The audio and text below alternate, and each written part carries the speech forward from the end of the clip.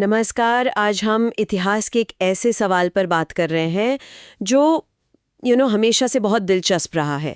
आखिर मंगोल, जिन्होंने 13वीं सदी में चंगेज खान के साथ एशिया से यूरोप तक इतना बड़ा साम्राज्य खड़ा किया, वो भारत पर पूरी तरह से कब्जा क्यों नहीं कर पाए? हमने इस पर कुछ रिसर्च की है, कुछ लेख पढ़े हैं और आज कोशिश करेंगे कि उन ज़रूरी बातों को समझें। ये सिर्फ हार जीत की कहानी नहीं है, बल्कि इसमें भूगोल, मौसम, राजनीति बहुत कुछ शामिल है। तो चलिए पता लगाते हैं कि वो कौन सी वजहें थीं जिनके कारण मंगोलों का विजय रथ भारत की सरहद पर आकर धीमा पड़ गया, जबकि बाकी दुनिया में तो वो लगभग अजेय थे। शुरुआत करते हैं सबसे पहली, सबसे साफ दिखने वाली रुकावट से, भारत का भूगोल। उत्तर में हिमालय की वो विशाल दीवार और पश्चिम में हिंदू कुश की पहाड़ियां। ये तो एक कुदरती किलेबंदी जैसी थी। बिल्कुल सही कहा आपने। और ये सिर्फ ऊंचे पहाड़ नहीं थे, मसला था रास्तों का, जैसे खैबर दर्रा या ऐसे ही दूसरे रास्ते। ये मंगोलों की जो युद्ध शैली थी उसके लिए बहुत मुश्किल थे। हाँ, क्योंकि उनकी ताकत तो खुले मैदानों में थी ना। एग्जैक्टली। उनकी असली ताकत थी खुले स्टेपीज में, जहां उनकी घुड़सवार सेना बिजली की रफ्तार से फैलकर दुश्मन को घेर लेती थी। लेकिन इन तंग पहाड़ी दर्रों में वहां तो उन्हें एक लाइन में चलना पड़ता। न वो तेजी दिखा सकते थे, न अपनी वो फ्लैंकिंग वाली रणनीति अपना सकते थे। ऊपर से वहां घात लगाकर हमला करना बहुत आसान था। अच्छा, यानी उनकी जो सबसे बड़ी स्ट्रेंथ थी वही यहाँ एक तरह से कमजोरी बन गई। और सिर्फ लड़ाई की बात नहीं, इनको पार करना लॉजिस्टिक्स के हिसाब से भी तो बहुत मुश्किल रहा होगा। निश्चित रूप से। सोचिए जरा, हजारों सैनिक, उनसे भी ज्यादा घोड़े, इन मुश्किल रास्तों से लगातार खाना, पानी, हथियार पहुंचाना, ये बहुत बड़ा चैलेंज था। मंगोल सेनाएं अक्सर जीते हुए इलाकों से ही रसद लेती थीं, लेकिन पहाड़ों में कहाँ मिलते इतने संसाधन। सप्लाई लाइन जितनी लंबी और असुरक्षित होती, सेना उतनी ही कमजोर पड़ती जाती है। भूगोल तो एक बहुत बड़ी दीवार थी। मान लीजिए किसी तरह वो इसे पार कर भी लेते, तो फिर उन्हें सामना करना पड़ता भारत के मौसम का, जो उनके लिए बिल्कुल नया, बिल्कुल अलग था। हाँ, और ये शायद भूगोल से भी बड़ी चुनौती रही होगी। मंगोल आए थे मध्य एशिया से, ठंडे सूखे मौसम के आदी, और भारत यहाँ तो भयंकर गर्मी, मानसून में जबरदस्त बारिश और उमस, और कई जगह घने जंगल।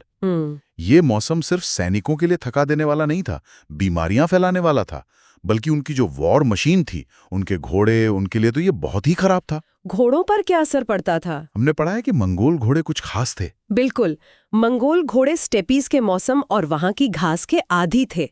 वो कम चारे में लंबी दूरी तय कर सकते थे। लेकिन भारत की गर्मी, यहाँ की उमस, यहाँ का चारा, ये सब उनके लिए ठीक नहीं था। नतीजा ये होता कि घोड़े बीमार पड़ते, उनकी ताकत कम हो जाती, वो मैदाने जंग में उतने असरदार नहीं रहते। अच्छा, और फिर वो घने जंगल, वो भी उनकी तेज रफ्तार घुड़सवार सेना के मूवमेंट में रुकावट डालते थे। यहाँ तक कि शायद उनके धनुषों पर भी नमी का असर पड़ता हो, उनकी मारक क्षमता कम होती हो। हाँ, ये छोटी छोटी चीजें मिलकर बड़ा फर्क पैदा कर देती हैं। बिल्कुल, ये सब मिलकर एक बड़ी सामरिक कमजोरी बन जाती थी। ये तो वाकई कई लेवल पर चैलेंज था। तो जमीन मुश्किल, मौसम मुश्किल, लेकिन क्या सिर्फ यही वजहें थीं या कुछ और भी था? ऐसा लगता है कि शायद भारत उनकी प्रायोरिटी लिस्ट में ही ऊपर नहीं था। ये एक बहुत जरूरी पॉइंट है। आप देखिए कि 13वीं सदी की शुरुआत में चंगेज खान और उसके बाद वाले शासकों का मेन फोकस कहाँ था?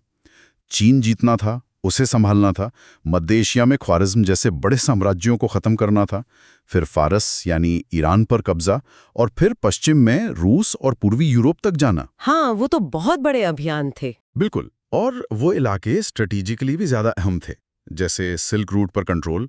आर्थिक रूप से भी वो बड़े सेंटर थे। चीन और फारस की दौलत, वहां के सिस्टम्स, मंगोलों के लिए शायद वो ज्यादा बड़ा आकर्षण थे, या शायद ज्यादा बड़ा खतरा जिनसे पहले निपटना जरूरी था। तो क्या हम ये कह सकते हैं कि भारत अमीर तो था, लेकिन उस वक्त मंगोलों की जो ग्रैंड स्ट्रैटेजी थी उसमें थोड़ा सेकेंडरी था। उन्होंने अपने रिसोर्स और ध्यान वहां लगाया जहां उन्हें ज्यादा बड़ा फायदा दिख रहा था। हाँ, इसे आप एक तरह से अपॉर्चुनिटी कॉस्ट कह सकते हैं। भारत पर एक बड़ा हमला करने का मतलब था बहुत सारे सैनिक, संसाधन और वक्त लगाना। शायद वही रिसोर्स चीन या फारस में साम्राज्य मजबूत करने या यूरोप में आगे बढ़ने में इस्तेमाल हो सकते थे। हर साम्राज्य को, चाहे वो कितना ही ताकतवर क्यों ना हो, अपनी प्राथमिकताएं चुननी पड़ती हैं। मंगोलों ने शायद उस वक्त यही हिसाब लगाया कि भारत पर हमला उसकी मुश्किलों और फायदों को देखते हुए अभी बेस्ट ऑप्शन नहीं है। और एक बात ये भी थी कि भारत उस समय कोई बिल्कुल असुरक्षित नहीं पड़ा था। दिल्ली सल्तनत का जिक्र आता है, इल्तुतमिश के समय में वो काफी मजबूत हो रही थी। बिल्कुल। दिल्ली सल्तनत, जो उस वक्त नॉर्थ इंडिया की मेन पावर थी, वो कमजोर नहीं थी। इल्तुतमिश, जो मामलुक वंश के थे, वो एक काबिल सुल्तान और कमांडर थे। उन्होंने सल्तनत को ऑर्गेनाइज किया था। उनकी सेना में अच्छी घुड़सवार फौज थी, पैदल सैनिक थे, मजबूत किले थे। हाँ। शायद ये मंगोलों को सीधे सीधे रोकने के लिए काफी ना होती, पर इसने हमले की कॉस्ट और कॉम्प्लेक्सिटी को जरूर बढ़ा दिया। मंगोलों को पता था कि उन्हें एक ऑर्गेनाइज ताकत का सामना करना पड़ेगा, किसी बिखरी हुई शक्ति का नहीं। इसी कॉन्टेक्स्ट में वो 1221 वाली घटना बहुत अहम हो जाती है, जब चंगेज खान खुद सिंधु नदी तक आ गया था। वो तो एक ऐसा पॉइंट था जहां से इतिहास शायद बदल सकता था। क्या हुआ था तब? हाँ, वो बड़ा ड्रामेटिक मोमेंट था। चंगेज खान ने ख्वारिज़म सल्तनत को तो लगभग खत्म ही कर दिया था।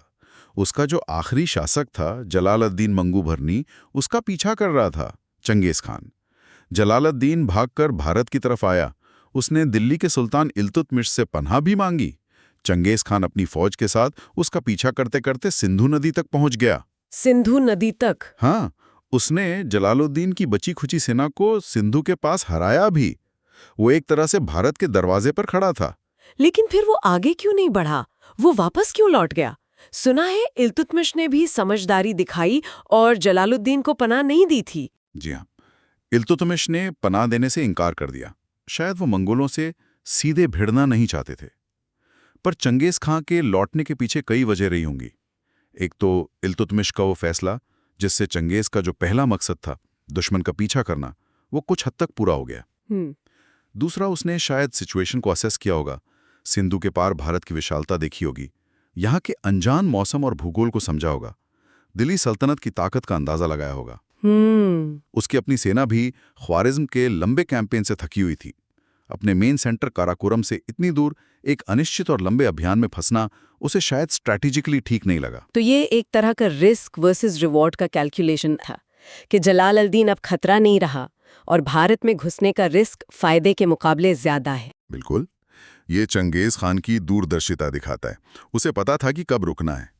उसने शायद महसूस किया कि भारत जीतना एक अलग ही चैलेंज होगा, उसके लिए ज़्यादा तैयारी, ज़्यादा रिसोर्स चाहिए होंगे, और उस वक्त वो इसके लिए या तो तैयार नहीं था या इसे प्रायोरिटी नहीं देना चाहता था। उसका फैसला इमोशनल नहीं था, बल्कि पूरी तरह प्रैक्टिकल और स्ट्रेटेजिक था।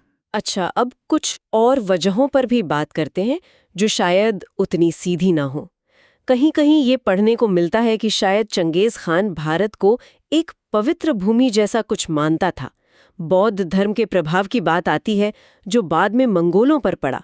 इसमें कुछ सच्चाई है? देखिए, ये विचार दिलचस्प है, और ये सच है कि बाद के कुछ मंगोल शासकों जैसे कुबलई खान, उन पर बौद्ध धर्म का गहरा असर था।